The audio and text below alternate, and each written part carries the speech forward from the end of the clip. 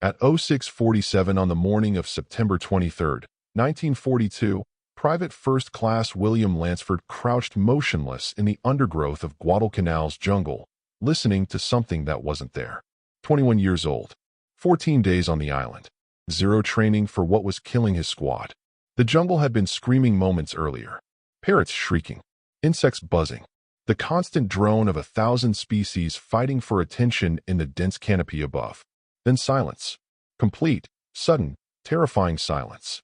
Lansford had learned what that silence meant 3 days ago. Private Rodriguez had ignored it. Rodriguez was dead before he hit the ground, a single 6.5mm bullet through his forehead. The Japanese sniper who killed him was never found.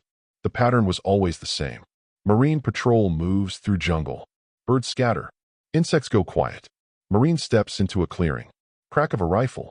Another body for the stretcher bearers. Japanese snipers didn't miss. They tied themselves to palm trees with rope and waited for days. They covered their positions with leaves, vines, anything that would break up their silhouette against the green. They carried rice balls and canteens of water. They urinated where they lay. They didn't move. They didn't blink. They waited until an American walked into their sights, then squeezed the trigger once. The Marines had no counter for this. Standard infantry doctrine was useless in the jungle. You couldn't see more than 20 yards in any direction. You couldn't hear the enemy approach over the noise of the forest. You couldn't establish fields of fire when every line of sight ended in a wall of vegetation. But the birds knew. The birds always knew. Lansford had grown up hunting white-tailed deer in the pine forests of East Texas. His grandfather, a half-Cherokee tracker named Samuel Coldwater, had taught him to read the woods before he could read books. Listen to what the forest tells you, the old man had said. When the birds go quiet, something's coming. When the squirrels stop chattering, freeze, and find cover. The animals will tell you what you can't see. Those lessons meant nothing in the training camps of Camp Pendleton. The Marine Corps taught rifle marksmanship, bayonet drill, amphibious assault tactics. Nobody mentioned listening to birds. Now, 14 days into the Guadalcanal campaign, Lansford understood that his grandfather's lessons were the only things keeping him alive. The silence stretched for 8 seconds. 9. 10. Lansford didn't move. He didn't breathe. He watched the canopy above with eyes that had learned to see without moving. Somewhere in that green tangle of leaves and vines, a Japanese sniper was settling his rifle against a branch, adjusting his sight picture, preparing to kill another American.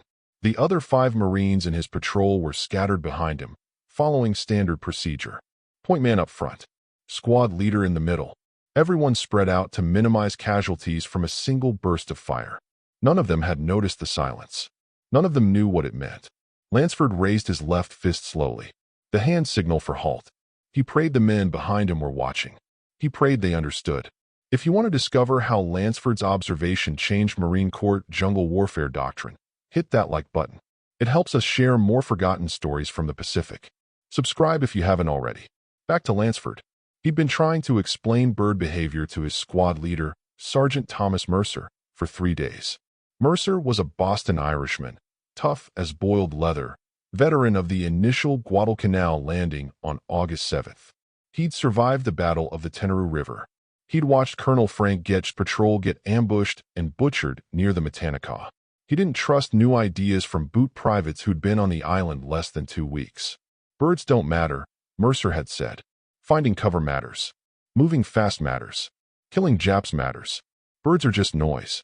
But Lansford had kept watching. He'd kept listening. And he'd started to see a pattern that none of his training had prepared him for. The jungle of Guadalcanal wasn't silent. It was the opposite of silent. During daylight hours, the noise was overwhelming. Thousands of bird species filled the canopy with calls, songs, warnings, mating displays. Cicadas droned. Frogs chirped. Beetles clicked. The forest was a symphony of sounds so dense that Marines often couldn't hear each other talk at distances of more than 10 feet.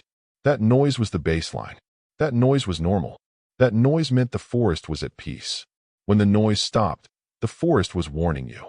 Lansford had first noticed it on September 20th, during a patrol along the Lunga River.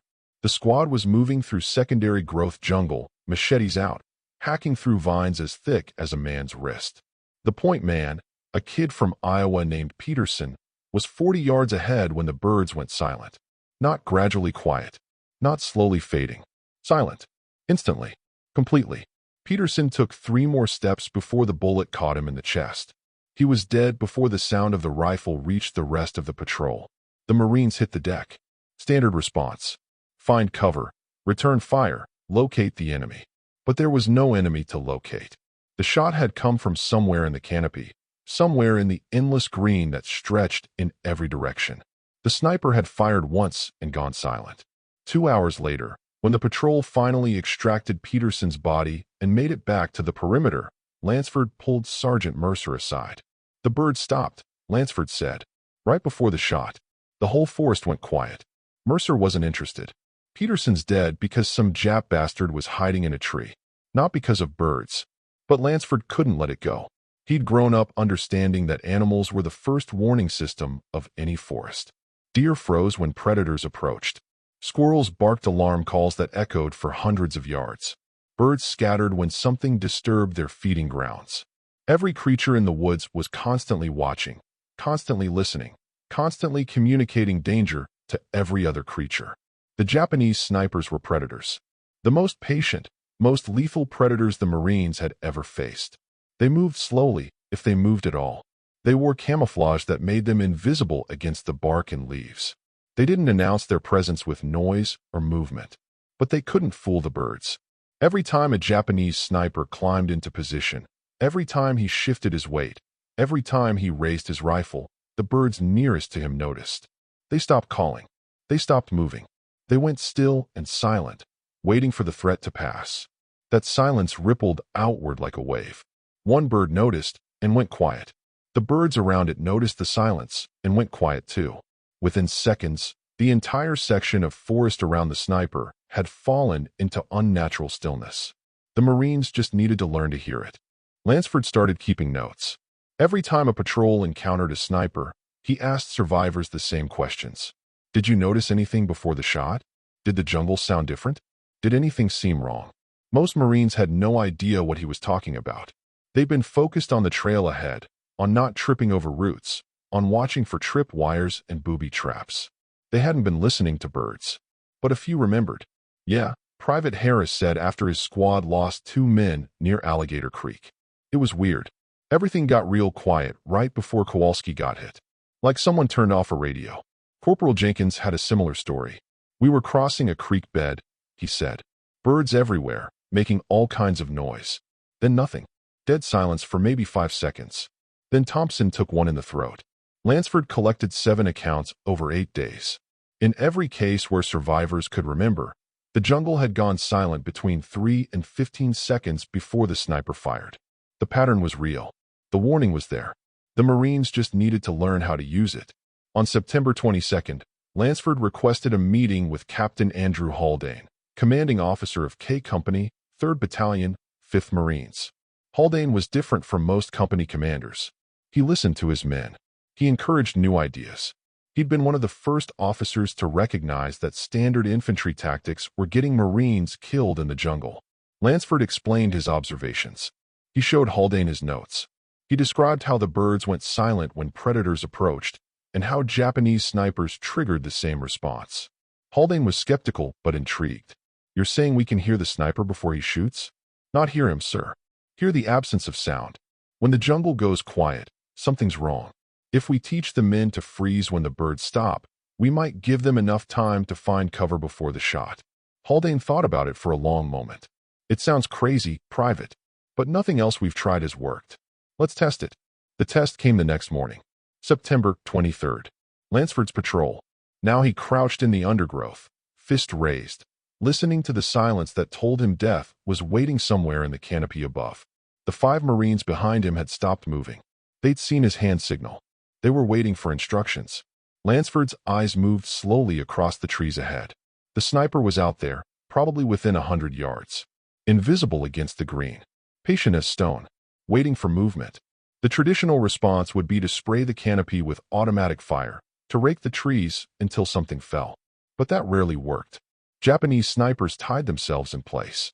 Even if you killed them, the bodies often stayed in the trees for days. and the noise of automatic fire would draw every Japanese soldier within a mile to your position. Lansford tried something different. He stayed absolutely still. He let his eyes adjust to the patterns of light and shadow in the canopy. He looked for anything that broke the natural flow of leaves and branches. 30 seconds passed. A minute. Then he saw it. A shape that didn't belong. A slight bulge against a palm trunk, 60 yards ahead and 30 feet up.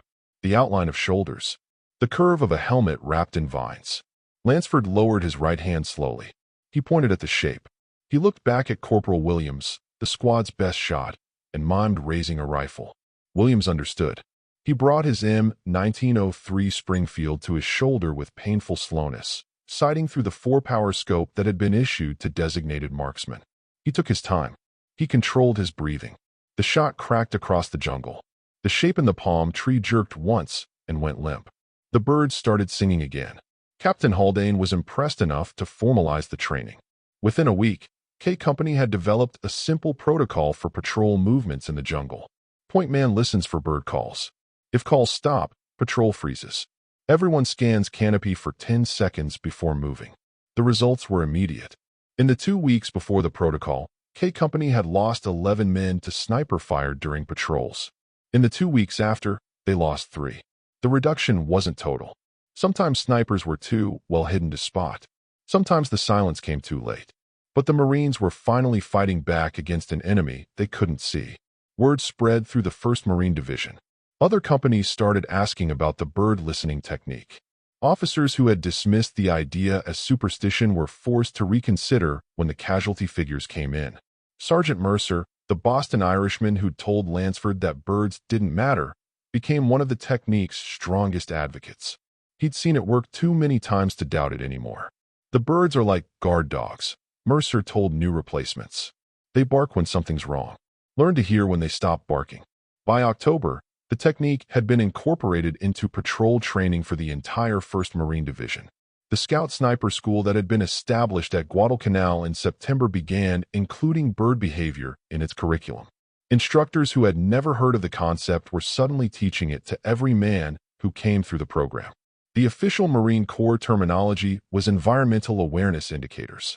The Marines on the ground called it bird silence or Lansford's warning. Either way, it worked.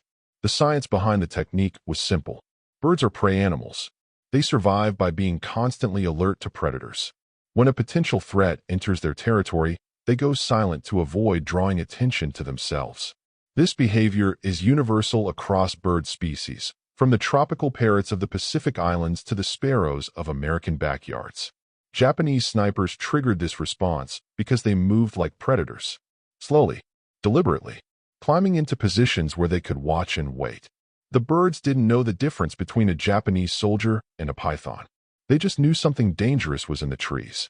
The silence itself was distinctive, not a gradual fading of sound, but an abrupt cessation. One moment the canopy was full of calls and songs. The next moment, nothing. The contrast was so stark that Marines who learned to notice it could rarely ignore it afterward. The challenge was teaching men to hear what they'd been conditioned to ignore. Standard infantry training emphasized visual awareness. Watch your sector. Scan for movement. Identify targets. Nobody had thought to include audio awareness because modern battlefields were too loud for it to matter. But the jungle was different. The jungle was a wall of sound that suddenly went silent when something was wrong. Marines who learned to hear that silence gained precious seconds of warning. Seconds that could mean the difference between diving for cover and taking a bullet. Lieutenant Colonel Merritt Edson, commander of the 1st Marine Raider Battalion, heard about the technique during the planning for the Battle of Edson's Ridge in mid-September. He was skeptical at first. Edson was a Marine's Marine, hard as nails, focused on firepower and aggressive tactics. But he also understood that the jungle was killing his men in ways they hadn't been trained to handle. Japanese snipers were claiming victims at a rate that threatened to break the Marine defense of Henderson Field. Something had to change. Edson ordered his raiders to practice the bird listening technique during their defensive preparations on the ridge. When the Japanese launched their major assault on September 12th through 14th, his men were better prepared to identify and neutralize sniper positions than any other unit on the island. The Battle of Edson's Ridge was a bloody, desperate fight. Over 1,000 Japanese soldiers died trying to break through the Marine lines. But the raiders held. And in the after-action reports, multiple officers credited the bird listening technique with helping them locate sniper positions during daylight operations. The technique spread beyond Guadalcanal. As the Pacific Campaign ground forward through 1943 and 44, Marines carried the knowledge to Tarawa, Saipan, Polilliu, and eventually Iwo Jima and Okinawa. Not every battlefield was suitable. The coral atolls of the Central Pacific had few birds and little vegetation. The volcanic wasteland of Iwo Jima offered no jungle canopy for snipers or wildlife. But wherever Marines fought in dense jungle terrain, the bird listening technique saved lives. Eugene Sledge, who would later write the classic memoir With the Old Breed, encountered the technique during his training before the Polilliu invasion in September 1944. Veteran NCOs who had survived Guadalcanal and Cape Gloucester taught new replacements how to read the jungle's sounds. The veterans made us practice until we could hear it, Sledge later recalled. They'd have us sit in the jungle with our eyes closed, just listening. After a while, you could tell when something was wrong. The silence had a weight to it. The technique became part of Marine Corps institutional knowledge. After the war, it was incorporated into jungle warfare training programs. When Marines deployed to Vietnam in the 1960s, they learned the same skills that Lansford had discovered on Guadalcanal 20 years earlier. Modern combat tracking and environmental awareness training still includes the concept. The Marine Corps Jungle Warfare Training Center on Okinawa teaches Marines to listen to animal behavior as part of their survival curriculum. The lesson that Lansford learned from his Cherokee grandfather has been passed down through 3 generations of Marine jungle fighters. But back on Guadalcanal in September 1942, Lansford didn't know that he was changing military history. He just knew that listening to birds was keeping him alive. The patrol continued after Williams killed the sniper. Lansford stayed on point, ears straining for any break in the jungle's constant noise. Behind him, 5 Marines moved with new awareness, their attention split between the trail ahead and the sounds around them. They encountered 2 more silent zones that day. The first lasted only 4 seconds before the birds resumed their calls. False alarm. Probably a snake or a monitor lizard moving through the undergrowth. The second was different. The silence stretched for nearly 20 seconds. Lansford froze. The patrol froze behind him. Everyone scanned the canopy with desperate intensity. This time, Williams spotted the sniper first. He fired before Lansford could even locate the target. Another Japanese soldier tumbled from the trees, his body catching on vines before dropping to the forest floor. 2 snipers and 1 patrol. Both detected by bird silence. Both killed before they could fire. When the patrol returned to the perimeter that evening, Lansford reported to Captain Haldane. The captain listened carefully, asked detailed questions about timing and distance, and made notes in a small leather journal. "You've given us something, Private," Haldane said. "I don't know if the brass will ever acknowledge it, but you've given us a fighting chance." Lansford was promoted to corporal the following week. He continued refining the technique throughout the Guadalcanal campaign, training other Marines to hear what he heard, to freeze when the jungle went silent. He survived Guadalcanal. He survived Cape Gloucester. He survived Polilliu, where the technique was less useful in the coral ridges but still valuable in the jungle patches that covered parts of the island. He was wounded on Okinawa in May 1945, a Japanese mortar fragment tearing through his left thigh.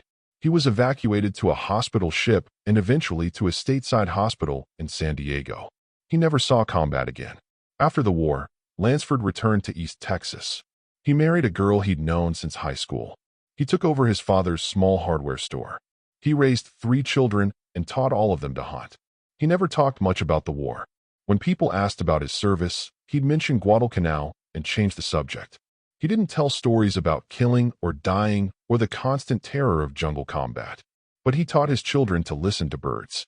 He taught them what silence meant in the forest.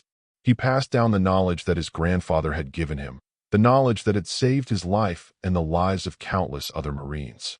William Lansford died in 1993 at the age of 72. His obituary in the local paper mentioned his military service but said nothing about bird silence or jungle warfare doctrine. The Marines who served with him remembered differently. In reunions and correspondence and recorded oral histories, they They spoke about the East Texas private who taught them to hear what they couldn't see. "He saved my life," Sergeant Thomas Mercer said in a 1982 interview for a Marine Corps historical project. "I didn't believe him at first. Nobody did. But the birds don't lie. They never lied."